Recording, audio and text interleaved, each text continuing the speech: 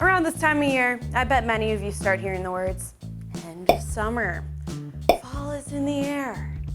And then, what's the other one? God, what's the other one? Oh! You can't wear white shoes after Labor Day.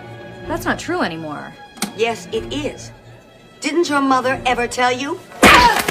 Probably less like that and more like this. All right, so now that we got that settled, I'm going to take you on a historic journey of how that terrible fashion standard of no white after Labor Day even became a thing. We travel back to the 19th century. We say goodbye to the Civil War. It's old money versus new money now. Labor Day became the unofficial mark at the end of summer, especially in 1894, the first official Labor Day.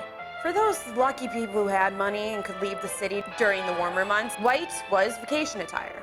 For example, look at this. This was a super popular day dress at the turn of the century for women. White during summer is pretty common sense. It's something that we still do today. You know, it's hot outside, you want to wear light colors. You're at the beach, you want to feel breezy and stuff like that. But then, those same vacationers packed away those breezy dresses and linen button-downs as they went back to the city and traded them for things like navy suits, gray sweaters, sad dresses. Some think the white clothing versus the dark clothing had something to do with showing that you had the wealth to have multiple wardrobes. Ta-da, there's the rule.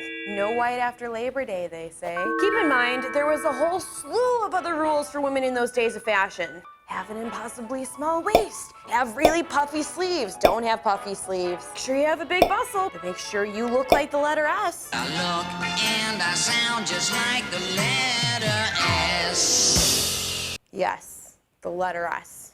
I'm not kidding. Anyway, rumor on the street is that, in theory, if a woman showed up to the opera in a dress that was more than another American salary, but if the sleeves were too short or something else was off about it, other women wouldn't give her the time of day. That sounds about right. Now we travel back to 2019. So, what's the verdict here, right? Wearing white after Labor Day. Can you do it? The verdict is, yeah, you can.